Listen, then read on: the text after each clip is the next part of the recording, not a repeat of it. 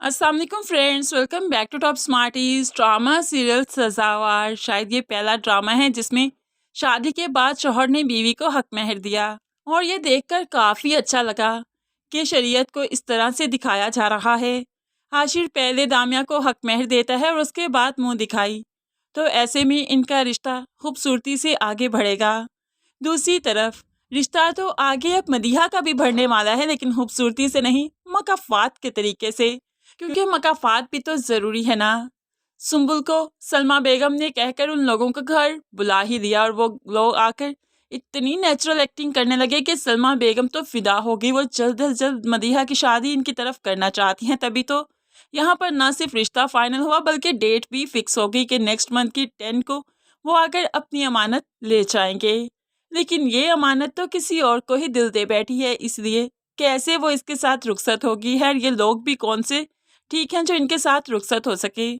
यहाँ पर मदीहा फैसला कर चुकी है कि वो आनन फानन अब यहाँ से निकलने की करेगी, क्योंकि वो इस शादी को नहीं होने देगी। तभी तो फैसला किया, तो फिर झट से उस पर अमल भी कर लिया। अपना बैग पैक किया और रात के अंधेरे में घर से बाहर निकल गई।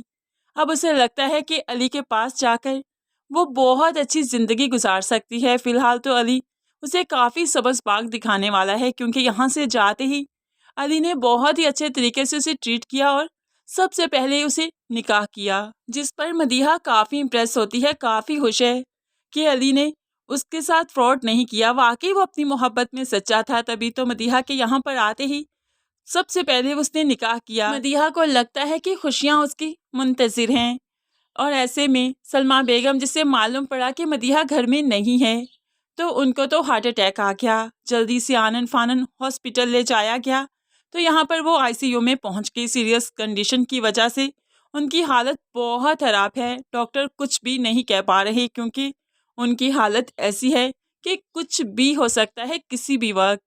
अब यहाँ पर मदीहा को भी माँ की हालत के बारे में जो मालूम पड़ा, तो तड़प जाती है। जल्दी से जाए नमाज बिछाकर नफल अदा किया और उसके बाद दुआ मांगने लगी कि वो ऐसा नहीं चाहती थी। मदीहा को ऐसे परेशान देखकर अली भी उसके सामने परेशानी का इजहार करता है कि हमने इस तरह से तो नहीं सोचा था, हमें नहीं मालूम था कि ये सब कुछ हो जाएगा। और वैसे भी देखो ना, मैं तो रिश्ता लेकर गया था, तुम्हारे माँ बाप ही नहीं माने, हमारा क्या कसूर है इसमें? तुम्हारा कोई कसूर नहीं, उनकी अना ही है कि जो उन्हें इस मकाम तक ले आई। अली मदीहा के सामने काफ़ी अच्छा बनने की कोशिश करता है, और उसके साथ उसके मेके जाने के लिए भी तैयार है, उसकी माँ का हाल पूछने के लिए भी तैयार है। ऐसे में अली और मदीहा अब मेके भी जाएंगे, जहाँ से वो धुतकार कर निकाले जाएंगे। तो फिर आहिस्ता ही आहिस्ता अली जो मदीहा के सामने काफ़ी अच्छा बन रहा है, ताकि मदीहा अपने घर में जाकर एडजस्ट हो सके, ताकि वहाँ से कुछ दौलत का बंदोबस्त हो सके कि अली को वहाँ पर जॉब भी मिल सके, उनके कारोबार में एंटर हो सके, क्योंकि इकलौती बेटी है उनकी, तो जाहिर सी बात है इसका हिस्सा तो भारी भरकम है। लेकिन सलमा बेगम ऐसा नहीं चाहती। मदीहा के वालिदैन किसी भी तरह मदीहा को कबूल नहीं करेंगे, वो तो इसके साथ हर रिश्ता हर नाता ख़त्म कर देंगे। जब अली ये देखेगा कि इसके साथ तो कोई भी नहीं खड़ा, इसके पास तो कुछ भी नहीं, ये तो कंगली है, तो उसके बाद अली अपना असल रूप रंग मदीहा को दिखाएगा, जो कि मदीहा के लिए काफ़ी शॉकिंग होगा। अली कितना गलत इंसान है, फ्रॉड है, सिर्फ दौलत की वजह से उसके साथ है। आहिस्ता ही आहिस्ता मदीहा को जब मालूम पड़ेगा, तो फिर एहसास होगा कि वाकई वाकई उसके माँ बाप ठीक कहते थे। अब वो पछताएगी कि काश उसने उस रिश्ते के लिए हाँ की होती, और अली अली के लिए उसने कभी भी ये स्टेप ना उठाया होता, अपनी फैमिली को इस तरह से जलील ना किया होता, तो आज लाइफ कुछ और तरह की होती। लेकिन खैर, वो रिश्ता भी कौन सा ही ठीक था। वो तो सुम्बुल की खुदगर्जी थी, जो कि अभी तक किसी के सामने नहीं आई। लेकिन खैर, बहुत जल्द वो हकीकत भी खुल जाएगी, और मदीहा तो अली के साथ शादी के बाद अपना मकाफात ही देख रही है, जो कि मुस्कान के साथ इसने सब कुछ किया, तो फिर भुगतना भी तो पड़ेगा ही ना।